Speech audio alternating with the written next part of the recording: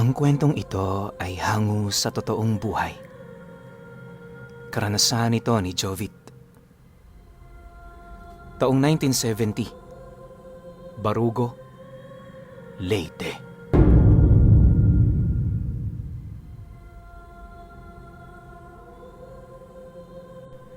May mangilan-ngilang pamilyang nagmula sa Barugo ang naniniwala sa iisang kwento.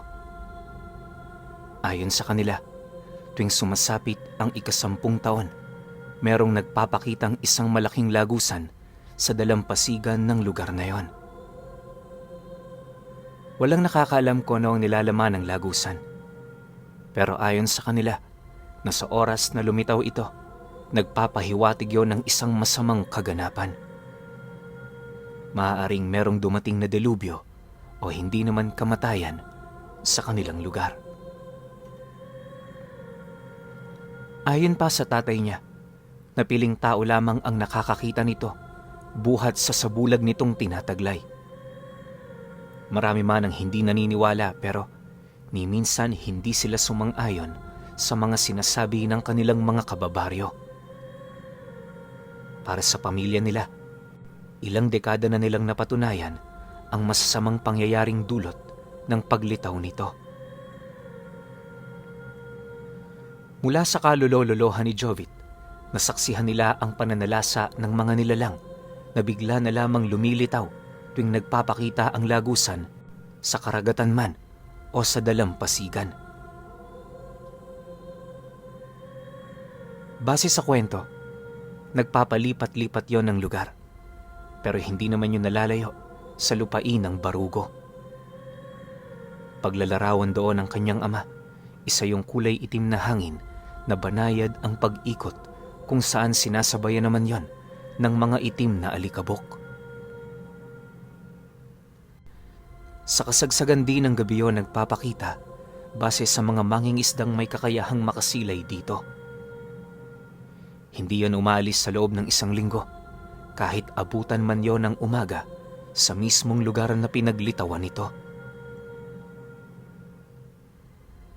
Dahil sa ganoong pangyayari, paulit-ulit na sinasabi ng kanyang ama sa kanila na huwag gaanong lumabas tuwing sumasapit ang unang buwan ng ika-10 taon.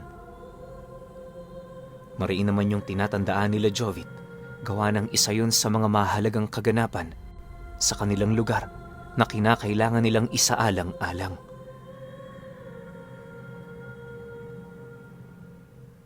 Itong mga panahong ito, kasalukuyang nagdaraos ng Kapaskuhan ang kanilang pamilya.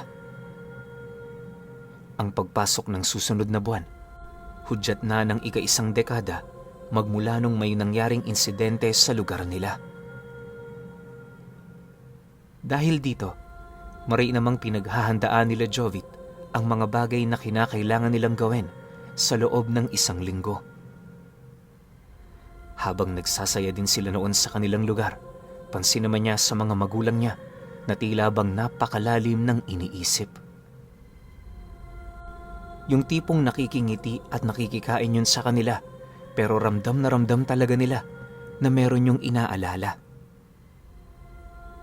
Hindi lang yon, wala din yung gana sa mga bagay na nakahiligan itong gawin. Ayon kay Jovit na, dahil siya ang panganay sa kanilang magkakapatid, kaya pawang siya lamang ang nakakapansin ng mga kakaibang ikinikilos ng kanyang mga magulang. Dahil sa pangyayaring yon, pinili na din niyang manatili sa loob ng kanilang pamamahay kahit yung mga kaibigan niya kasalukuyan ng nagkakasiyahan sa sentro ng baryo nila.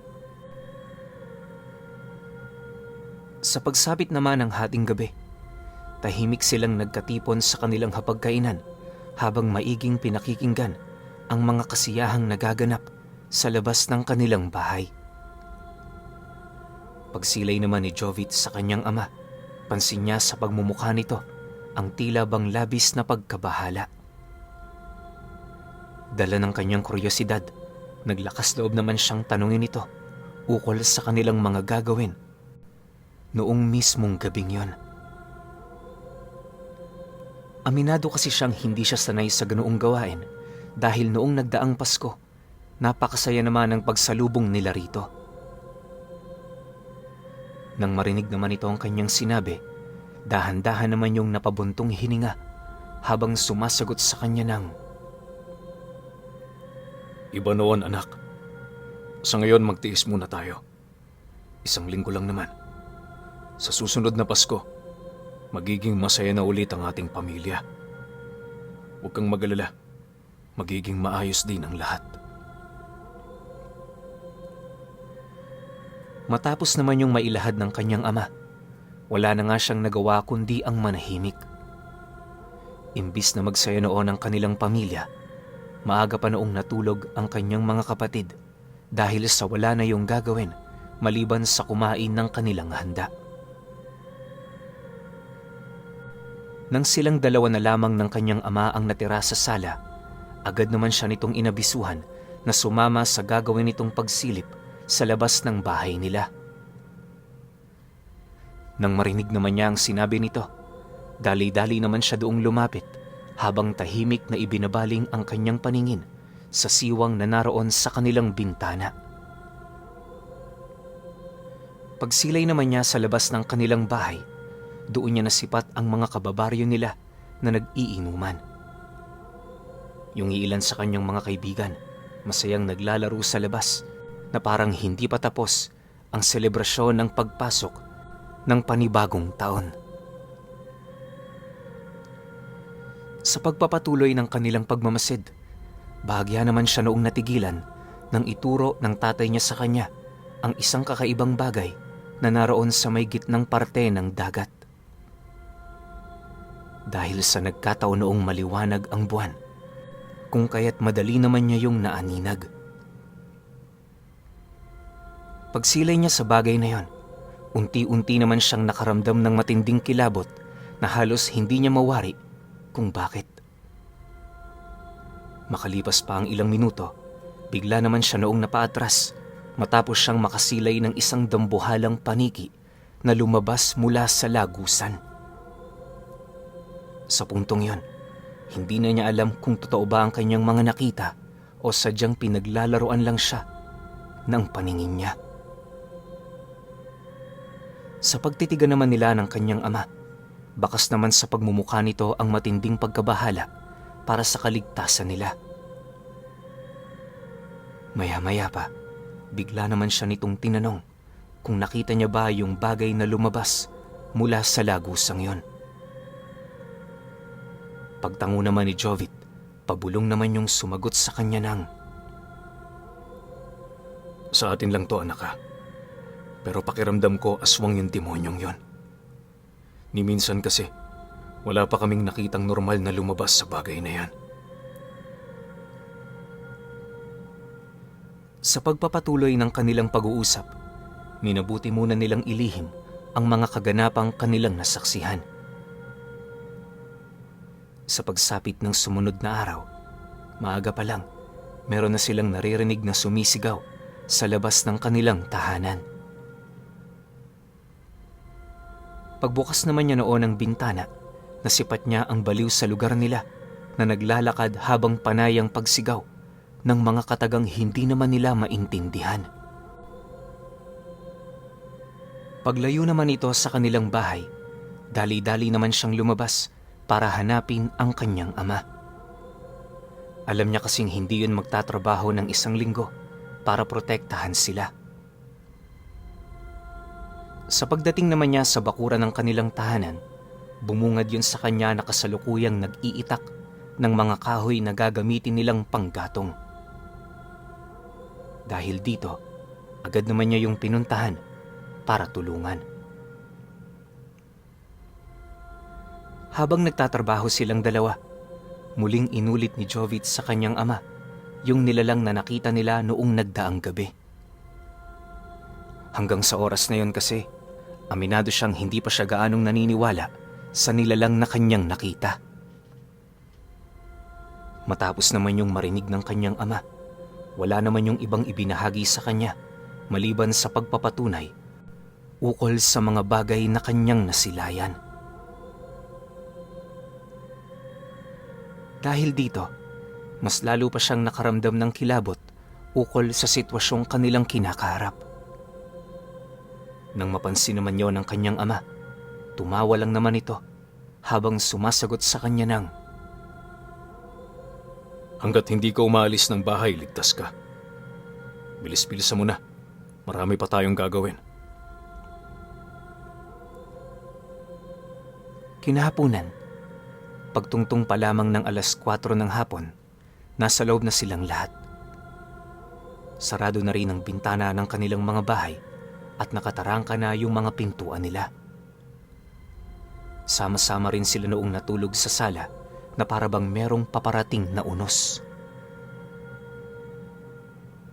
Makalipas pa ang ilang minutong paghihintay, unti-unti nang tumahimik ang buong paligid. Sila Jovit noon, gising pa pero hindi na gaanong umiimik. Kabilin-bilinan kasi sa kanila ng kanilang padre de pamilya, huwag lumikha ng anumang ingay na maaaring makakuha ng atensyon ng mga nilalang na nasa labas ng bahay nila. Dahil dito, sa lahat ng oras at pagkakataon, pinili nilang pagtuunan ng pansin ang kanilang mga boses habang sila'y nag-uusap-usap. Maya-maya pa, pagsapit naman ng 7:00 ng gabi, doon na nila unti-unting napapansin ang pag-iba ng simoy ng hangin. Ayon kay Jovit na, habang nag-uusap sila ng mga kapatid niya noong mga oras na yon, meron silang mga napapansing tinig na parabang dumaraan sa labas ng kanilang bahay. Kapag sinusubukan nila yung pakinggan, kusa yung naglalaho, pero kapag abala naman sila sa kanilang mga pinag-uusapan, maya't maya ang pagrinig nila rito. Nang mapagtanto naman niya ang tungkol sa kaganapang yon, dali-dali naman siyang lumapit sa kanilang ama para magtanong. Matapos naman itong marinig ang kanyang sinabi, agad naman siya nitong inabisuhan na patulugin na ang kanyang mga kapatid. Dahil sa sinabi ng kanyang ama, agad naman siya doong bumalik para abisuhan ang mga yon na matulog na.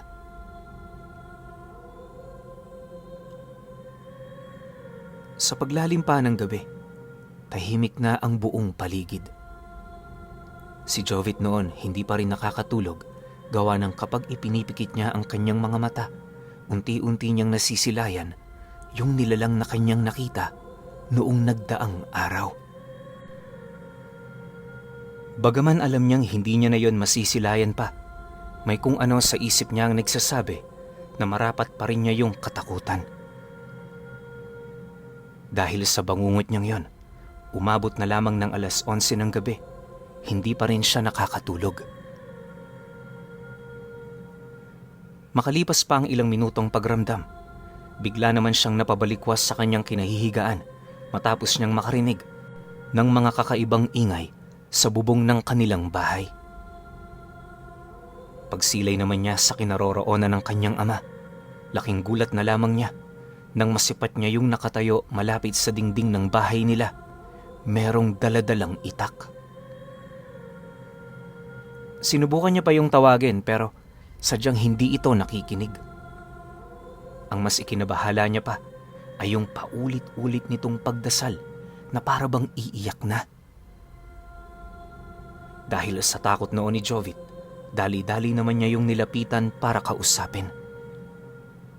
Subalit, nang akmang magsasalita na siya, bigla naman siya nitong pinigilan sa pamamagitan ng paghawak sa kanyang bunganga.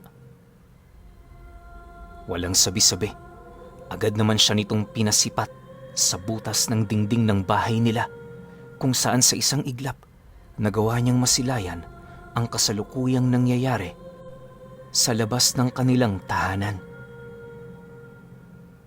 Noong una akala niya panaginip lang yon, pero habang patagal ng patagal ang kanyang pagmamasid dito, doon niya napagtanto na yon ay totoo. Hindi naglaon nang hindi na niya masikmura ang mga pangyayaring kanyang nakikita, napilitan na siyang ibaling sa kanyang ama ang kanyang mga mata. Sa pagtitigan nilang dalawa, agad naman itong inilahad sa kanya ang tungkol sa mga nangyayari. Ayon dito, na ang nakita niya noong mismong oras na yon ay ang salot na kayang gawin ng lumitaw na lagusan. Ganun naman talaga ang una nitong epekto sa lugar nila. Una, magsisilabasan ang mga nilalang na napapaloob dito. Ikalawang araw, magkakasakit ang mga binibiktima nitong tao. Ikatlo, magpaparamdam ang unos ng kalikasan. Ikaapat, mawawala yung mga taong nagkasakit. Ikalima at ikaanim, mabubura sa alaala ng mga kamag-anak nito ang mga nangyari. At ang ikapito, magkakaroon ng kalamidad na animoy gawa ng kalikasan.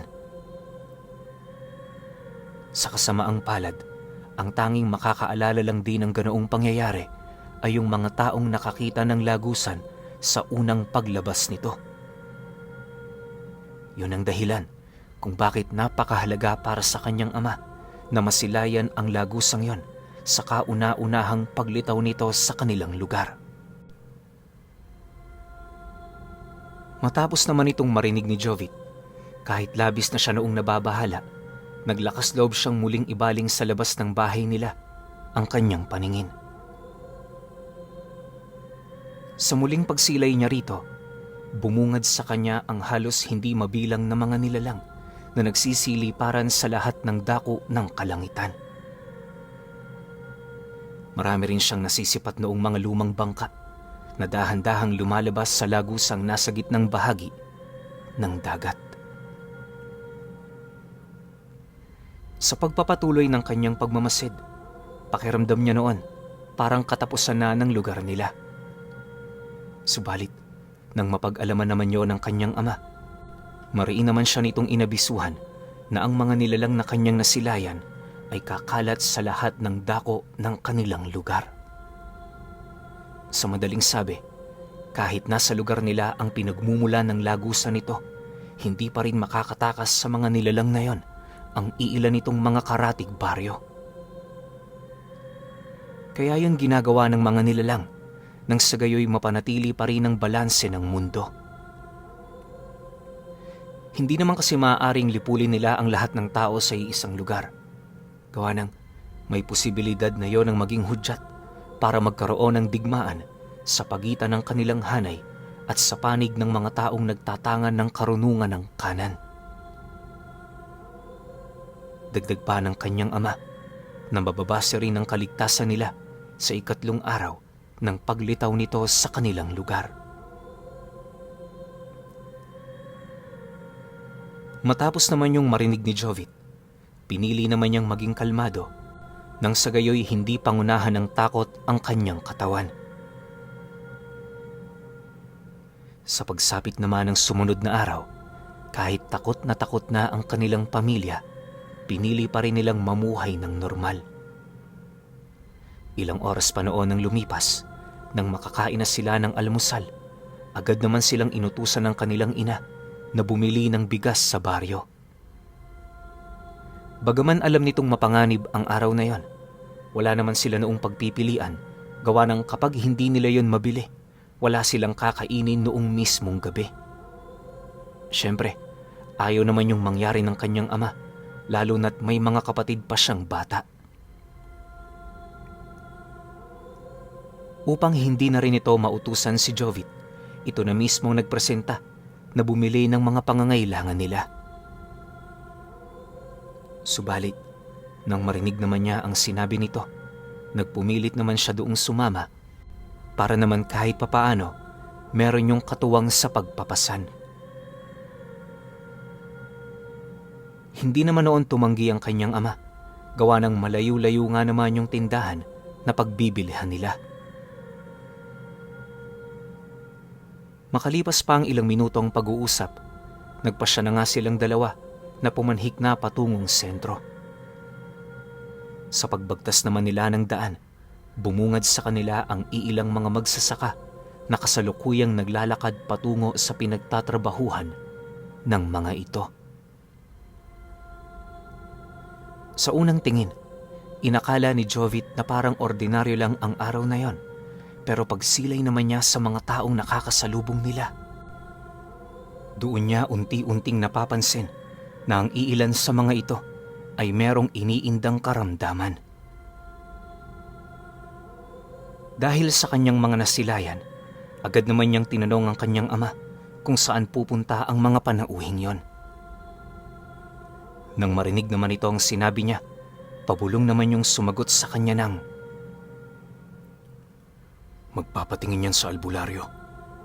Pero kahit gawin nila yon, wala pa rin yung silbi. Anong magagawa ng mga albularyo sa sumpang nakakapit na sa kanilang mga kaluluwa? Anak, huwag mo na lang pansinin ang mga bagay-bagay. Basta ang isipin mo ngayon, yung utos sa atin ng nanay mo. Matapos naman itong makapagsalita, nagpatuloy lang naman sila sa paglalakad hanggang sa narating na nila ang tindahan ng bigas. Maya-maya pa, nang makabili na sila ng kanilang kailangan, dali-dali naman nilang binagtas ang daan pabalik. Ngunit, nang akmang papalayo na sila sa lugar na yon, bahagya naman silang natigilan nang marinig ng kanyang ama ang pagtawag ng may-ari nito. Pagsilay naman nila sa kinaroroonan ng lalaki, dahan-dahan naman sila nitong nilapitan na parabang meron itong nais itanong sa kanilang dalawa. Manong, pasensya na.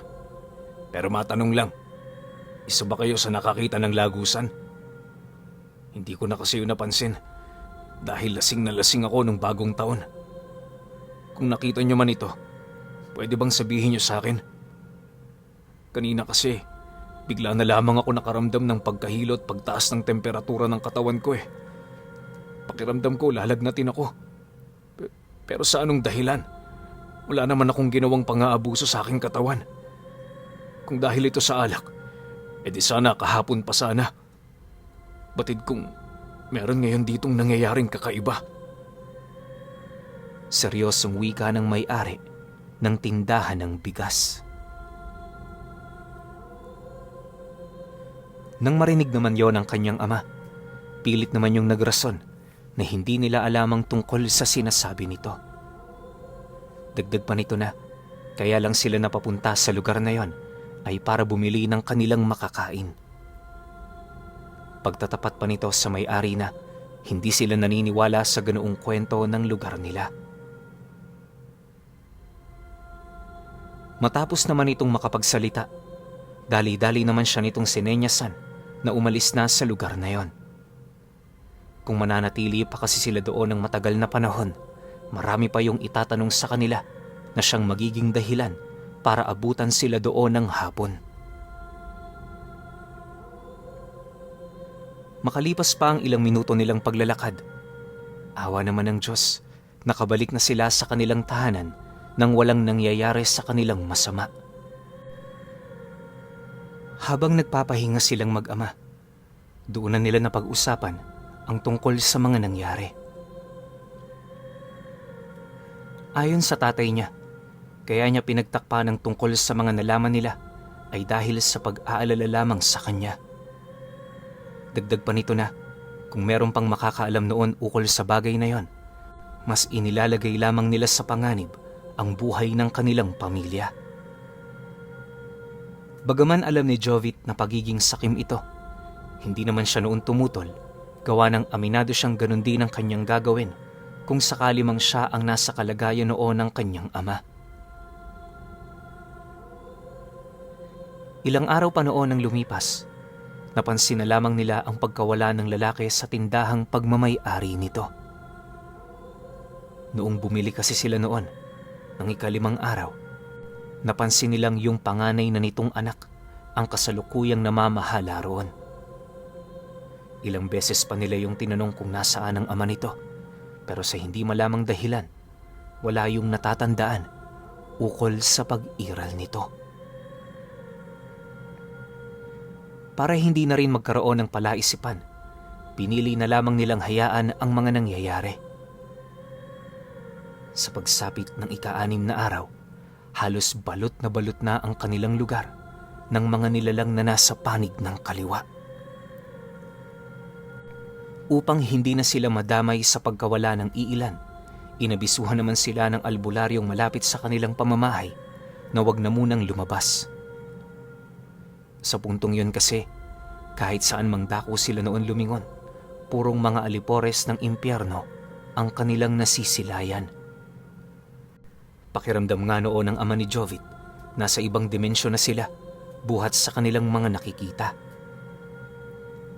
Ayon pa sa kanya na, mas tumitindi ang pagpaparamdam ng mga ito tuwing sumasapit ang gabi. Ilang beses na din itong sinubukang pasukin ang kanilang bahay, pero nananatili yung bigo. Kahit papaano matibay ang pundasyon ng kanilang tahanan, kung kaya't naging ligtas sila doon hanggang sa pagsapit ng huling araw ng linggo.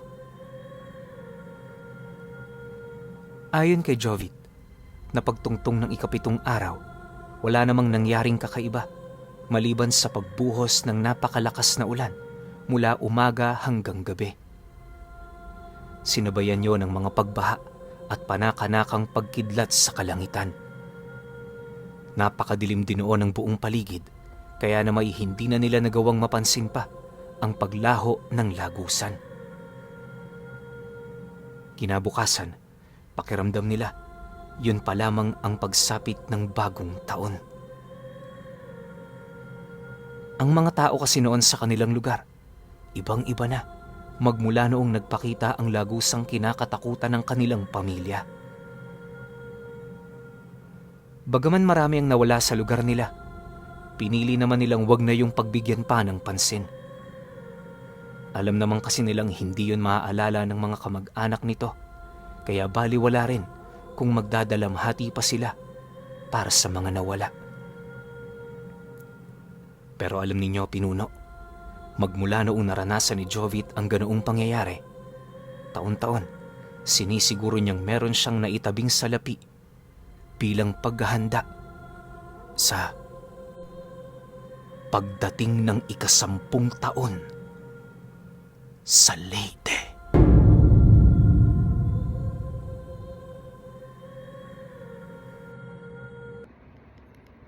Okay. Opinion ko sa kwento. Bago ako magbigay ng opinion, baka trip nyo to.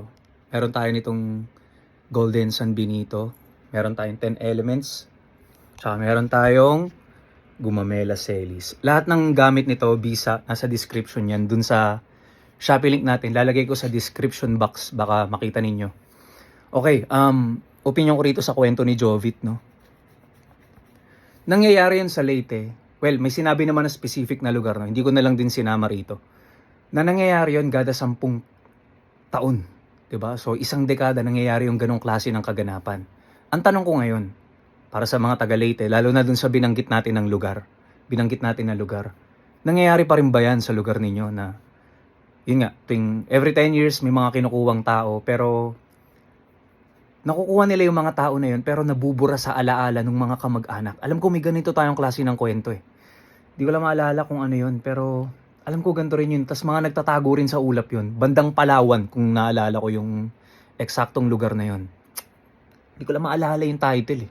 Pero isa rin yun sa mga magaganda nating kwento. Yung parang naglalakbay sila nakasakay sa malaking barko, pero nasa ulap. Yun, alam ko ganun yung kwento natin na yun eh. Nakakatok naman yun sa pinto ninyo, di ba? Tas may mga kukuning kamag-anak nyo. Tapos, hindi rin matatandaan ng mga kamag-anak yun na kinuha sila. Diba? So, talagang umiiral. Ito naman ngayon sa Leyte. Yung nakaraang kwento natin sa Palawan. Diba? Pero wala silang binanggit na sobrang daming aswang. No? Parang more on nasa panig ng kaliwa. Majority lang siguro mga aswang. Pero, di ko rin masabi kasi na kaluluwa yung kinukuha. Mismong katawan ng tao yung nawawala. Kasi yung ending ng story natin, sinabi ni Jovit na yung nagtitinda doon dati, tatay ng bata, diba? Tapos nung nangyari yung insidente na yun nga, yung every 10 years, ang nagtitinda na lang yung anak. 'Di ba? So kinuha talaga yung tatay, 'di ba? Di ko lang masabi kung paano susugpuin yung ganitong klase ng nilalang. Wala rin silang binigay na pangalan. Kung anong klase ng mga nilalang, siguro dahil sa sobrang dami, no. Teka lang, yun lang yung opinion ko, pero baka naninibago kayo ah. Ganito na magiging format natin dito sa Pinuno. Tsaka please, guys, subscribe kayo dun sa channel natin na Anghel. Lagay ko rin yung link siguro. Kasi yung link natin nasa community. Diba yung home natin sa YouTube. Tapos punta kayo sa community. Click nyo yung community natin. Andun yung link ng Anghel. Subscribe kayo doon. Baka doon tayo mag-upload ng mga 1 hour. Dito kay Pinuno, demonetize kasi tayo ng 90 days. So, 90 days tayo maghihintay. Pero mag-upload ako rito siguro 3-4 na beses sa isang linggo na 30-minute na stories. Tapos yun nga, iba na yung visuals natin kagaya na nakita ninyo. Tapos, every ending ng video, makikita nyo yung mukha ko. So, mananawa kayo. Pa-comment naman ako dyan na okay to pinuno kung gusto nyo nakikita yung mukha ko sa dulo. Para alam ko rin kung magpapakita ba ako o hindi. Okay? Pero yun nga, ito, nasa Shopee to. Nasa Shopee. Lalagay ko sa description. Yun lang. Hanggang sa susunod na kwento. Salamat.